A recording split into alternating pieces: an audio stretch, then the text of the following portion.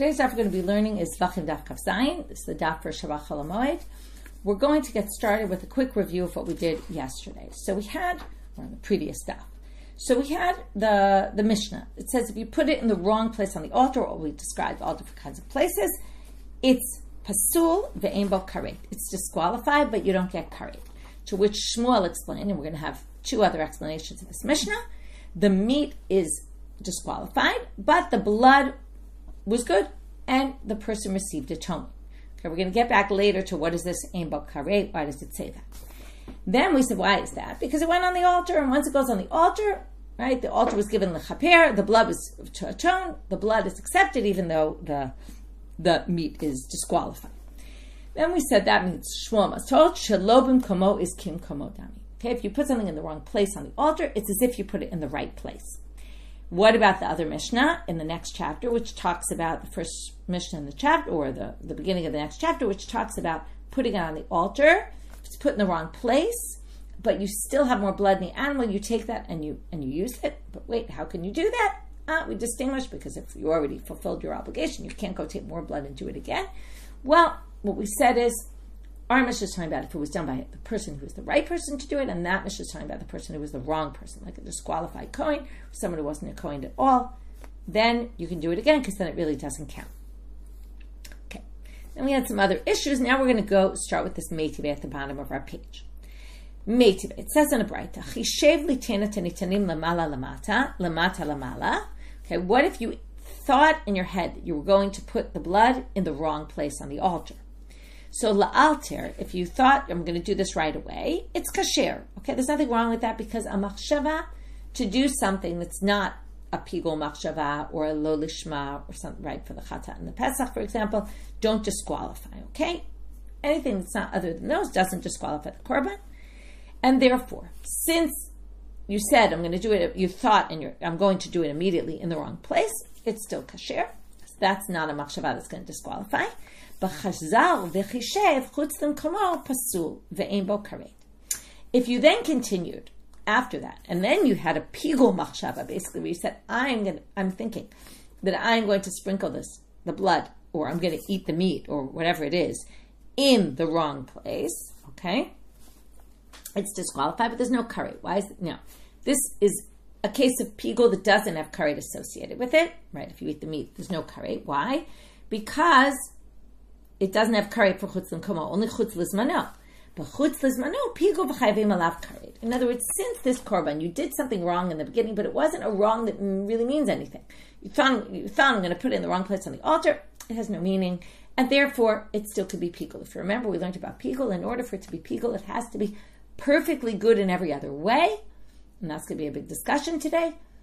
And therefore, this is so not an issue that it could still be pigul, okay? Because you really haven't done anything wrong. But limachal, but if you thought, chutz lizmano, if you thought then, I'm going to do a chutz lizmano, after the first stage where you thought I'm going to sprinkle the blood in the wrong place on the altar, and then you said I'm going to do it outside the time. I just want to remind you, by the way, chutz limkomo, it is not this, not in mikomo. Chutz limkomo means outside the asara. Right here we're just talking about a different place on the altar, but on the altar. But that, chutz limkomo, that's already a problem, and it's going to be disqualified. If you do chutz lizmano machshava, then it's going to be pigul, and you're chayav karet, because that's the classic case of pigul. But if you thought originally, I'm going to sprinkle the blood in the wrong place on the altar, like top instead of bottom, limachal, tomorrow, it's pasul. And therefore, it's already disqualified at that first stage. Why? Because that's a machshava of chutz lizmano. Basically, you're saying, I'm going to do it in the wrong place, but tomorrow disqualifies it. However, chazar v'chishev ben chutz lizmano ben chutz l'mkomo pasul ve'ein bo karet. It's not enough to cause it to be karet. Why not? Okay, this is going to be the big question. Now, the reason you would say why it's pasul, but there's no karet, not then, and not even if later you have another chutz lizmano or chutz l'mkomo where I didn't think I'm going to do it in the wrong place on the altar. I thought I'm going to either do it outside the temple, right, outside the asara, or tomorrow. It's pasul, but there's no karet. Now, why is that? Now, here we have a question on Shmuel, because isha lo b'mkomo kim komo dami. If you really say that not in the right place on the altar is as if it was done in the right place, well then, hai pasul pigul hu. Then this should be a case of pigul, because it's like you did nothing wrong in the beginning other than the thought, I'm going to bring it tomorrow. And then it should be disqualified and it should have karet associated with it because that's a classic case of pigul. So how do we explain this according to Shmuel? That's difficulty on Shmuel because it seems to go against the lav kim kamo. If it's not in the right place on the altar, it's still considered as if it's in the right place. If it's in the right place and everything else is good, except for the fact that you thought, oh, I'm going to do this tomorrow, and then it should be pigul, and then it should be disqualified completely with karet. And this is just disqualified, but no karet. Amar Mar Zutra. Mar Zutra comes to answer the question, and he says, Zrika desharya basar ba'achila maite l'dei pigul. A zrika that permits the meat to be eaten brings something to pigul. In other words, if you can eat the meat, then you can get to pigul. But zrika de lo sharya basar ba'achila, which is our case. Our case is the meat can't be eaten. If the meat can't be eaten, then you can't get to pigul. That's messed up enough that you can't create a pigul situation. That again, pigul has to be where everything else is in place. If the meat can't be eaten, then not. Comes Rav Ashi is going to bring a proof for this. Amarle Rav Ashi l'Mar Zutra, Menalacha, where do you get this? He asks. Rav Ashi says to Mar Zutra, where do you get it from? And he explains. Dichtiv.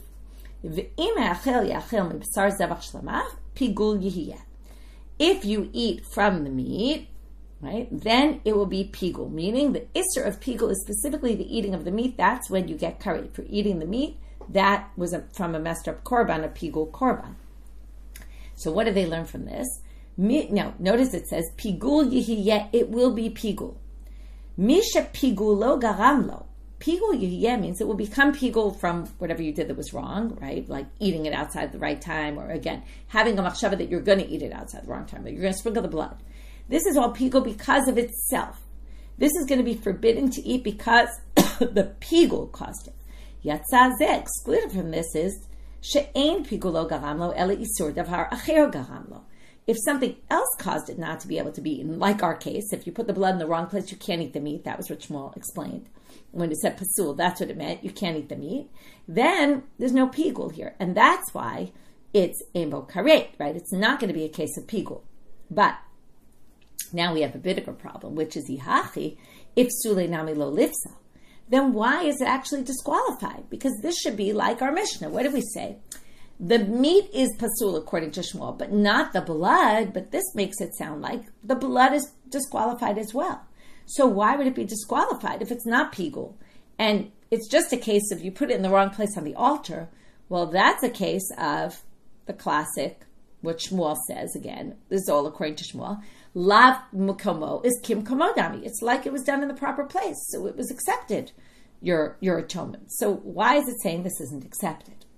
So I'm Rav Nachman bar Yitzchak, midi dehavei amachshevet hi nuach, v'aliba de Rabbi Yehuda. The issue here is that you had a machshevet. This isn't just a case where you put it in the wrong place on the altar. You had an intent that you're going to do this tomorrow. It means you had an intent you're going to leave it over till tomorrow. Now, pigul would be you had intent that you're going to put the blood on the altar tomorrow or eat the meat outside the time that you're allowed to eat it. In this case, you actually said, I'm just going to deal with it tomorrow. Okay, now, and putting the blood actually was going to be in the right enough place because it was going to be right in the other part of the altar. So it was going to go on the altar, but that's no different than just leaving it. If you have a machshava, I'm just going to leave the blood till tomorrow. Well, there's a machloket about it, and we say he must go according to aliba de Rabbi Yehuda. Rabbi Yehuda in that argument about hinuach, if I have a machshava that I'm going to leave the blood till tomorrow, but not that I'm going to sprinkle it on the altar tomorrow, I'm just going to leave it.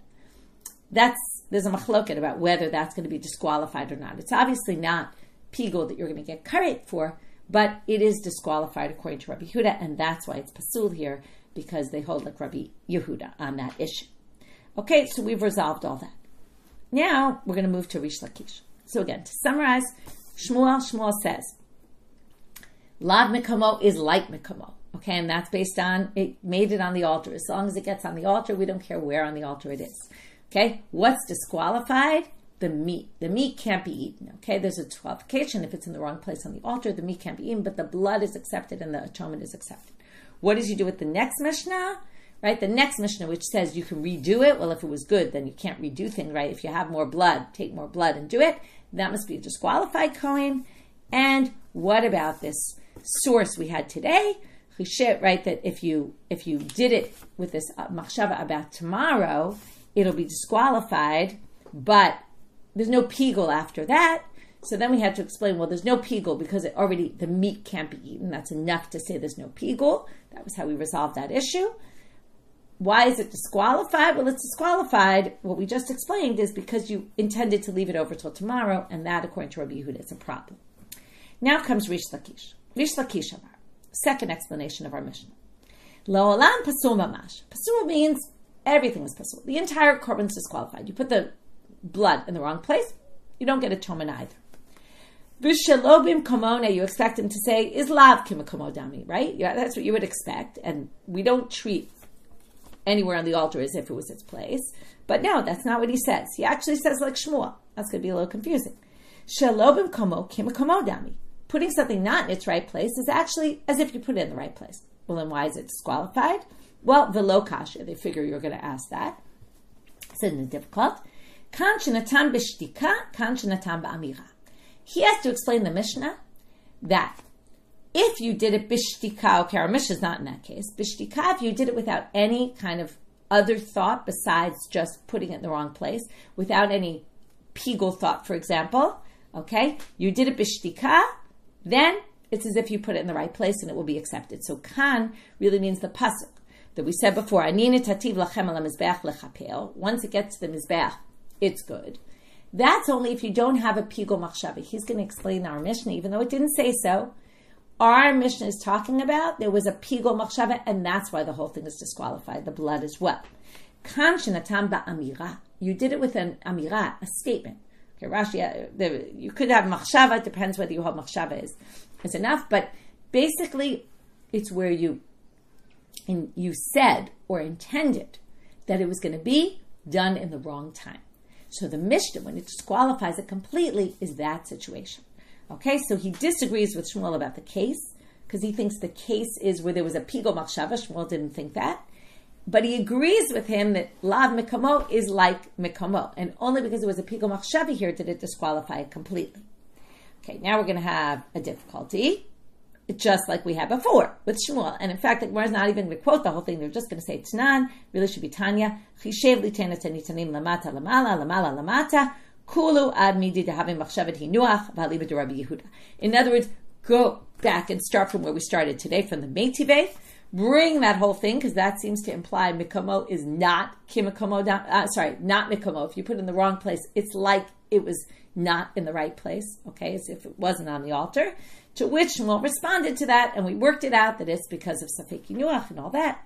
And because of, not Safek Hinuach, it was Machshevet Hinuach. And like Rabbi Yehuda.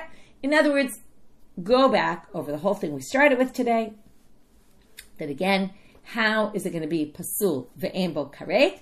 If you say, right, if Shalobim Komo is really Kim Komo, it should be Pigul, because you had a Machshava about tomorrow. And that should be completely disqualified, right? That should be pigul because there was nothing wrong with if mikamo lav mikamo kimikamo dami.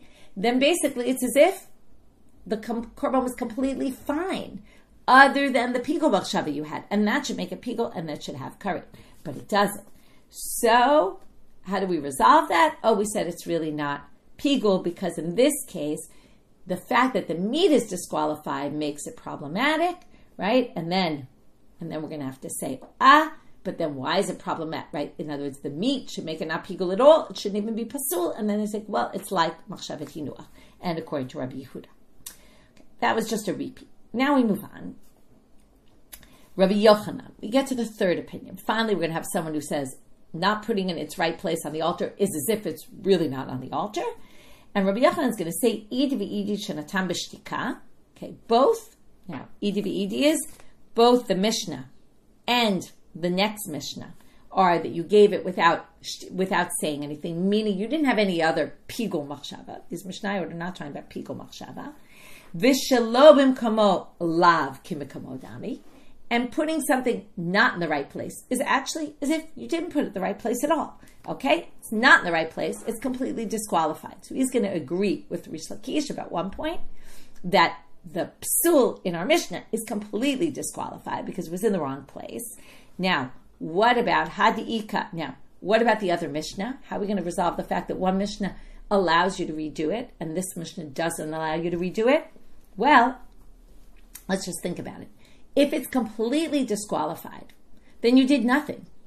In which case, if there's more blood, you should be able to continue. So why does our Mishnah not give you that possibility and only that other Mishnah does?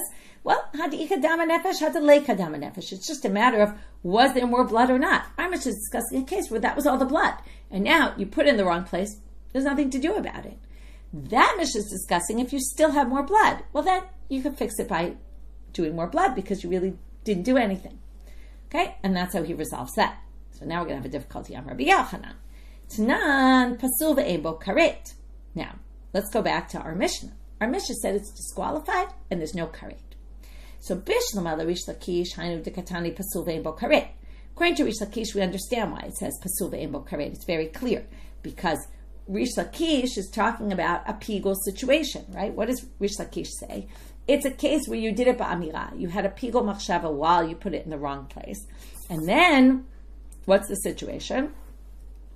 Well, it's disqualified because of the pigul machshava, but, right, it's disqualified because you had this thought to do it the wrong day, but it's not karet because why?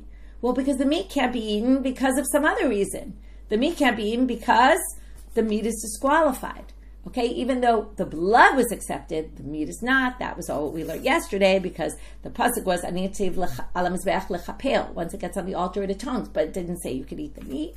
So since the meat is messed up, there's no karet, but there is a disqualification. Okay, so that's why psul ve'ein bo karet. Ela Rabbi Yochanan, my ein bo karet. If Rabbi Yochanan, this had nothing to do with pigul at all, because it was b'shtika, you didn't have a pigul machshava. What does karet have anything to do with this? Absolutely nothing. So the karet really has no place here at all. And I'll make it even more clear. The karet has to happen only when there's a proper zrika. There was no proper zrika here. The zrika wasn't even an act of atonement. The zrika was a total miss because lav mikomo is not like mikomo. It's as if you did nothing. So there'd be no relevance to karet, kasha. That's really a difficulty on Rabbi Yochanan's position. Now, the Shmuel, my ein bo karet, how would you explain the karet for Shmuel? Shmuel didn't necessarily say, right, only according to Reish Lakish did we say we're talking about a case where there was a pigul machshava. Well, we're going to add that now into Shmuel. We're going to say, how does he read the Mishnah? Hachi kamar. Im natan b'machshava, pasul ve'ein bo karet. Okay? What the Mishnah is saying is, it's disqualified. And if you had a pigul machshava, it would only be disqualified, but it wouldn't have karet because the meat can't be eaten. And when the meat can't be eaten, there's no pigul, right, situation. And that's what we saw earlier today, which is pigul who only when it's the forbidden, the fact that you can't eat the meat is on account of the pigul, not on account of some other reason. This was on account of some other reason. So according to Shmuel, we could kind of add in, if there was a pigul machshava, it's not the case of the Mishnah, like Reish Lakish thought, but he adds it in. If there happened to be a pigul machshava, well, then there would be karet associated with it because it's not really pigul, it's messed up already because the meat can't be eaten. The Rabbi Yochanan, now we go back to Rabbi Yochanan. Isha lo b'mkomo lav k'mkomo dame. Wait a minute, we have a different problem with Rabbi Yochanan. If you say shelo b'mkomo is really not like it's b'mkomo at all, it's as if nothing happened, well then, there should be a better solution to this. This should be no different than a case where the blood spills on the floor. Because what did we just say before? According to him, it's like you did nothing. You put it in the wrong place on the altar, it's as if nothing was done. You should be able to collect the blood again and redo it. Okay, now, he said before, if you have more blood. But even collecting the blood that was used should be allowed to be done because nothing happened with this blood. It was as if it fell on the floor. Falling on the floor, you can collect it and redo. Well, we're going to have to explain that Rabbi Yochanan holds like the position that doesn't allow for this. Okay, he must hold like someone who says you can't collect the blood that falls on the floor. How do we know? Or blood that was used. Actually, it means they might agree about blood that fell on the floor, but there's a disagreement about blood that was used in the wrong place on the altar. Even though it's not its mekom, still there's a machloket about it. To Amar Rabbi Yitzchak bar Yosef Amar Rabbi Yochanan, Okay, now here, interestingly enough, they say this in the name of Rabbi Yochanan, whose opinion we're trying to figure out. Hakol modim, everyone agrees, benitanim lamala, shenitanam lamala, if it was supposed to be above and it was put above. Or lamata, shenitanam lamata, it was supposed to be below and you put it below. You put it in the right place. Shelo kemitzvatan, but let's say it was a Kohen who was pasul who did it, or it was done with his left hand, or something was done wrong with it, lo yasfenu. It can't be recollected and redone. Nobody thinks that because it was actually put in its right place. However, lo nechleku ela, but there is a disagreement between two people. Okay, they don't say who it is here, but it's a debate somewhere else. I'm trying to remember who it is. But anyway, there's a debate between Tanaim about this. Oh, right, we're going to see it. Rabbi Yossi and Rabbi Shimon. But they do debate lo nechleku ela benitanim lamala shenitanam lamata or lamata shenitanam lamala. But they do disagree if the bloods were put in the wrong place by someone who was kosher to do it. Okay, so everything else was equal, right? Let's go back to the first case. Everything else was equal. It was done in the right place, but the person did it with their left hand by accident, okay, or on purpose. It's still going to be right. No one thinks that that's considered an act of atonement, and we're going to basically say that you can't redo it. Okay, you can't collect it and redo it.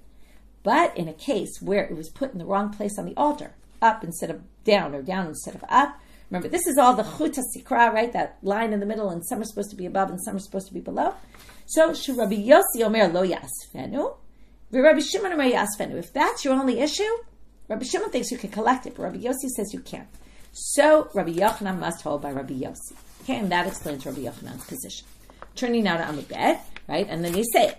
And according to Rabbi Yochanan, Mishnatenu k'divrei omer lo yasfenu. So Rabbi Yochanan is going to read our Mishnah. It's not really so much Rabbi Yochanan holds that way, but Rabbi Yochanan is going to read our Mishnah and say our Mishnah is following the position of Rabbi Yossi that you can't collect it. And that's why that's not given here as a possibility. Because once it was put on the altar, even in the wrong place, there's this machloket about whether it, and it's even Rabbi Yochanan, this is what's interesting about it. Even Rabbi Yochanan who thinks this doesn't fulfill the obligation. This isn't atonement. This is completely disqualified. But still, something was done enough that you can't recollect the blood. It's not like it was just thrown on the floor, because it did go on the altar. Now we're going to have a different version of this machloket, in what case they agree or disagree, or how we're going to understand this. Rav Chisda Amar Avimi, Hakol modim benitanim lamata, shenitanam lamala shelo yasfenu. They all agree if it was put, now he disagrees. He says everyone agrees in this case that it doesn't get recollected. You can't do it. The way Rabbi Yochanan just explained the Mishnah, he thinks even Rabbi Shimon holds that way. V'koshaken, okay, now, but he says, listen, he gave one case. If it was supposed to be down below and you put it above, okay? V'koshaken, all the more so. In a minute, we'll explain the koshaken, all the more so. B'nitanim lamala shenitanam lamata. If it was supposed to be above and you put it below, for sure that's going to work. Why? The reason is, ho'il is a very interesting theory. Ho'il, and we're now distinguishing between the ones that are supposed to be down that went up, or the ones that are supposed to be up that went down. And he's going to say, if you're going to say you can't collect it, that meaning, again, something somehow was effective, even though really right now we're in Rabbi Yochanan, it wasn't effective, but somehow it was effective enough that you can't collect it. All the more so you're going to say it was effective if it was supposed to go above and it went below. Why? Because even when you do it above, the bloods come down below.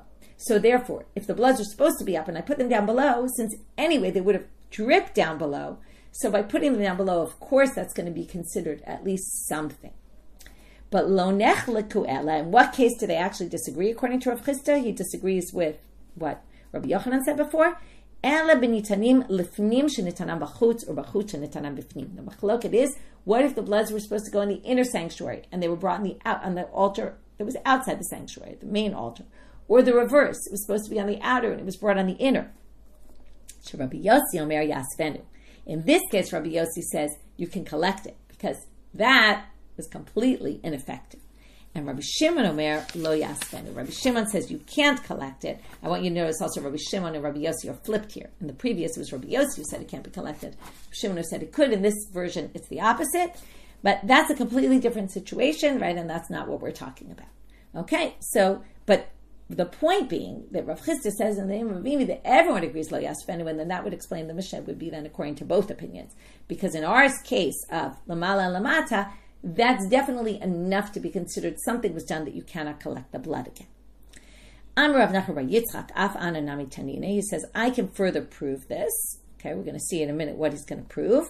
This idea that something, even if it went the wrong way on the altar, we're still going to say that there's something going on here, okay? And that there's a Tannaitic opinion we're going to show that holds this position that we just attributed to Rabbi Yochanan, that even though it's not accepted, right, we're still going to say that even though we don't accept it, it's still enough to say we can't recollect it, do it again. There's something that happened here, okay? It still went on the altar.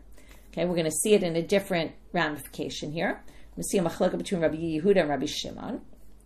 Rabbi Yehuda omer, Zot hi ha'olah, harei elu mi'utim. Okay, this came up in the beginning of Horayot. Okay, in the first half of Horayot, we had this question, who holds what? And then we said, oh, it must be Rabbi Yehuda holds that because he does mi'utim. And that must be, right, there was this bright that they attributed to Rabbi Yehuda, even though it didn't say Rabbi Yehuda, and they said, oh, that's because he holds this miut, in this case also the same kind of drasha. Anyway, if anyone remembers that, great. If not, don't worry about it. So Rabbi Yehuda says, Zoti ha'olah ha're'elu miutim. These are three miutim. Say specifically, this is the olah. Okay, just these three, not anything else. What does this come to exclude? Prat lenishchita balayla v'shenishpach dama v'shiyatzad dama chutz lekla'im im alta tered. These three things, if they go on the altar, you have to take them off the altar. They're so pasul. Anything else, if it goes on the altar, we leave it there. We say, im alta lo tered. Even though something was done wrong, once it's already on the altar, if you put it there, you shouldn't have put it there. But once you put it there, we just let it go. So what are these things? If the animal was slaughtered at night, you're not allowed to slaughter the animals at night. So that, and then you put it, the blood on you put the animal, let's say, the parts to burn on the altar, you can't do that. Nishpach dama, if the blood was spilled and you never sprinkled the blood and now you put the body parts of the animal on the altar, that's a disqualified korban. You never spilled the blood, right? The blood got dumped on the floor and you never put the blood on the altar. Or, yatzad dama chutz lekla'im, the blood left the azara, okay, which it's not allowed to do. So if you put then the animal parts to burn on the altar, you take them off. Okay, this is a disqualified korban completely. But anything else short of this, like if the blood was sprinkled in the wrong place, you leave it. What do you see here? It's obviously somewhat accepted, even if you say it's not mikomo, right? Lav mikomo is not like mikomo dami. Still, it would be okay. And Rabbi Shimon says, you're going to see he disagrees, but he has a different way of seeing it, and he's going to basically he's going to agree about our issue, just disagree about something else. Rabbi Shimon omer, olah ein li ela olah kshira. Minayin lerabot. So olah, it sounds like only the olah can go on the altar, only if it's a kosher olah. But he's going to be even more lenient and say, minayin lerabot, how do you know to include shenishcheta balayla, if it was slaughtered at night and then you put it on the altar, or shenishpach dama, where the blood was spilled and never got sprinkled on the altar, or yatzad dama chutz lekla'im, or we're going to now have a whole list of other things. Halan, if it was left overnight. Hayotze, it went out. The meat went out of where it was allowed to be. Hatameh, it became impure. Hashenishchat chutz lizmano v'chutz limkomo, was slaughtered outside the right location, right outside the azara, or outside the time it was allowed to be. Or shekiblu psulim v'zarkot ama, or non-kosher kohanim, or non-kohanim accepted the blood and sprinkled it. V'hanitanim lemala, here comes our case. Ones that were supposed to go above, at the top part of the altar, and nitanan lamata, but you put them below, or nitanin lamata, shenatan lamala, or nitanin bifnim, shenitanan b'chutz, or nitanin b'chutz, shenatan bifnim, where they were supposed to be on the inner, and they were put on the outer, or the reverse. V'apesach v'chatat shechatan shelo lishman, or pesach and chatat that were slaughtered shelo lishman, and they're disqualified. But somebody put them on the altar anyway. How do we know that all these can stay on the altar? Talmud Lamal, it says, Zot Torah Ta'olah. The Torah Ta'olah comes to teach you, Riba Torah Achad L'chol Ha'olim. This is one Torah, one rule for all things that go on the altar. She'im alu lo yirdu. Anything that goes up doesn't come up. Once it goes off, it basically has a certain level of sanctification. You shouldn't put these things on the altar at all. But if you did, we don't take them off. So what do you see? Okay, now, let's just go on a little more. We'll finish this source because we're still in it. How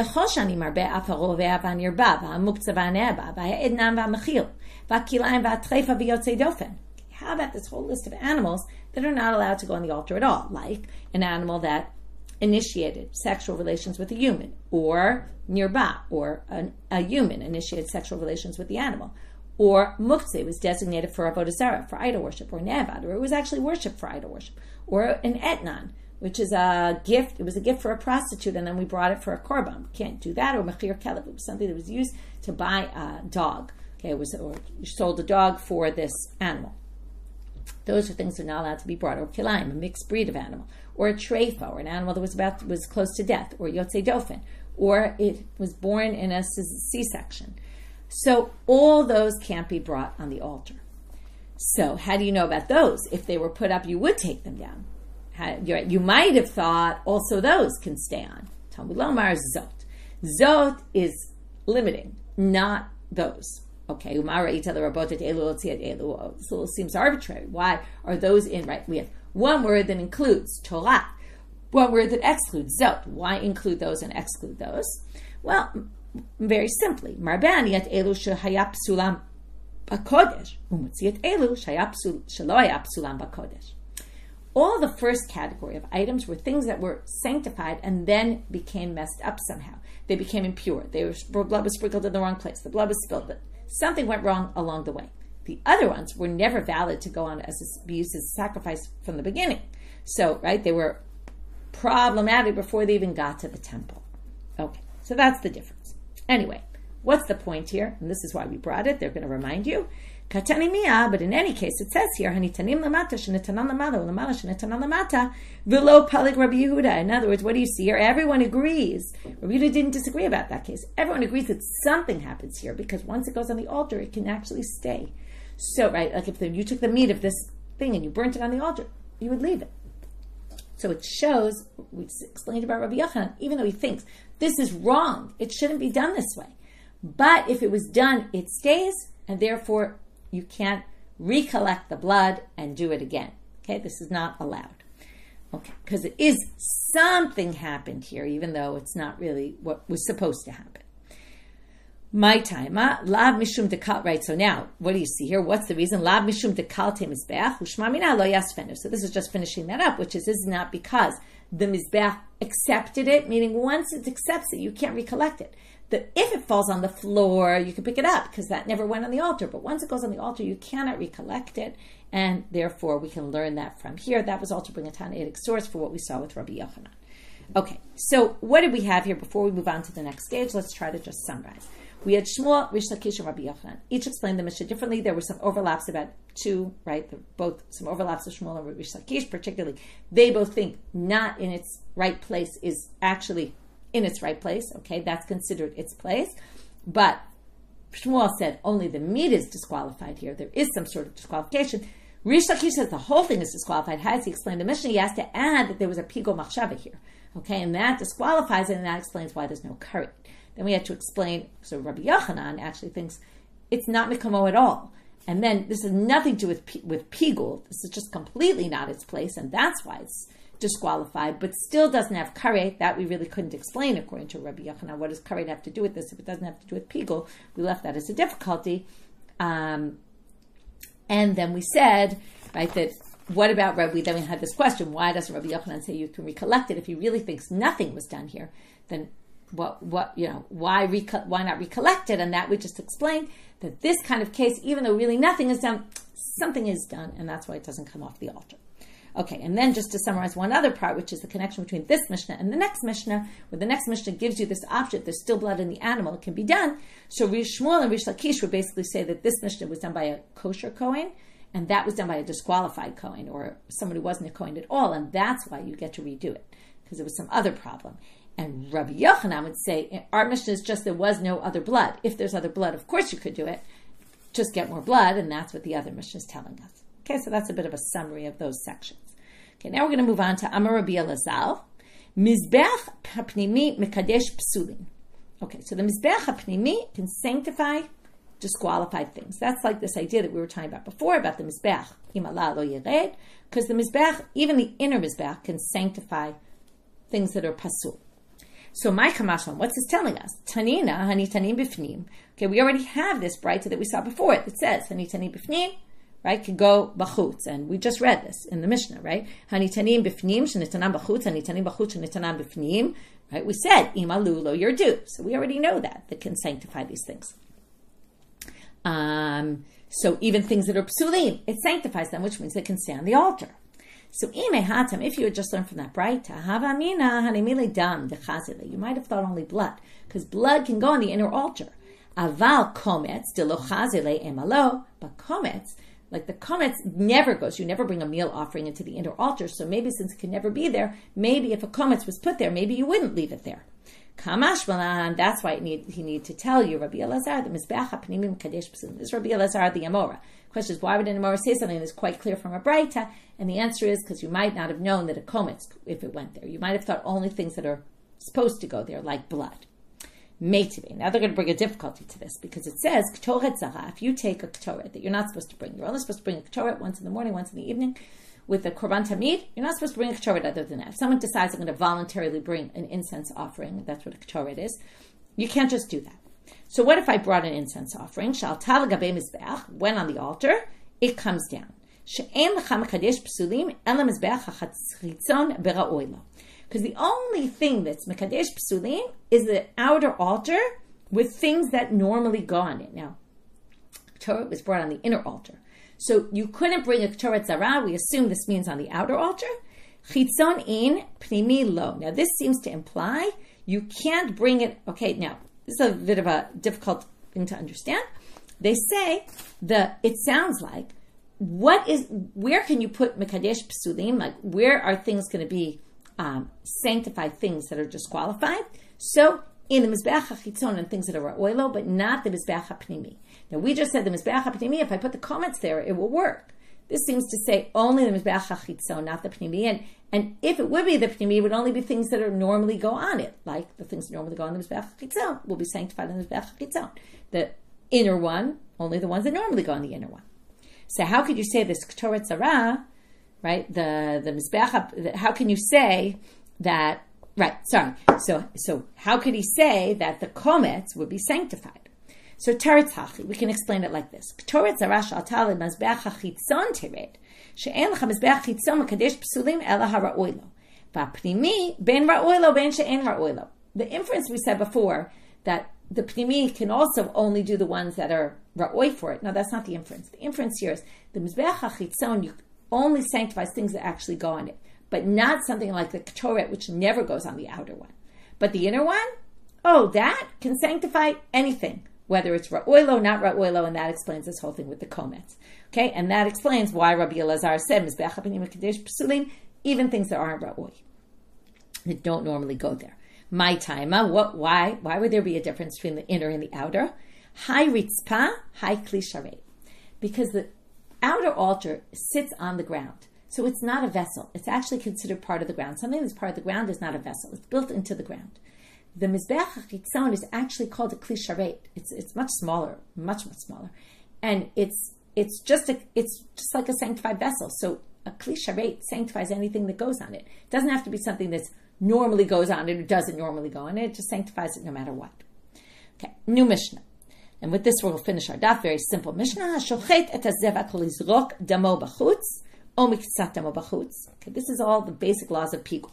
If you slaughter a sacrifice in order to sprinkle the blood outside, okay, this is chutz limkomo, or some of its blood, as long as it's a minimum required amount of blood, or with the intent lahaktir imurah b'chutz, you think, I'm going to burn the parts of the animal outside, or miktsat imurah b'chutz, or some of them, again, as long as it's a minimum amount, or you think, again, this is all thoughts you're having, that while you're slaughtering the animal, you think, I'm going to le'echol b'saro b'chutz, o kazayim b'saro b'chutz. These are the three types of consumption. Consumption of the blood on the altar, consumption of the food on the altar, right, the parts of the animal, or consumption of the food by the person. So you're going to eat the meat outside the place you're allowed to eat it, or not all the meat, but even just a kazayit, the minimum required amount. O le'echol kazayim me'or ha'alya b'chutz. Even from the skin of the tail, that's considered food. So the tail of this is the tail usually we talk about of the sheep, okay, which is like food. That's also pasul. Ve'ein bo karet, but they don't have karet because Remember, the pasuk about pigul was all about time frame, not about place. So this is location. It's pigul, but it's not karet. Okay, so it's disqualified, but not karet. You could even maybe say it's not even really pigul. It's just disqualified. But lizrok damol lemachal, or miktzat damol lemachar, but to sprinkle the blood tomorrow, or some of the blood tomorrow, or laktir murav lemachar, or to burn the parts on the altar tomorrow, or miktzani murav tomorrow, or to burn some of the parts tomorrow, or to eat lechol b'sarol lemachar, or kazayim b'sarol lemachar, or to eat the meat, or a kazayit of the meat tomorrow, or lechol kazayit or al yalamachar, or to eat a kazayit of the fatty tail tomorrow. Pigul v'chayavim alav karet. So the first category is just disqualified. The second category is pigul, and there's karet with it. With that, we finished our daf. So we really did a review of the whole first part of it. So the last part, we just had the statement about Rabbi Elazar, which we then had to, what was he really teaching us? Don't we learn from elsewhere? We explained what he was teaching us, but then brought a braita that contradicts, resolved that, and then we went on to this new Mishna, and with that, we finished for today. Wishing everyone a Shabbat Shalom and Moadim L'Simcha.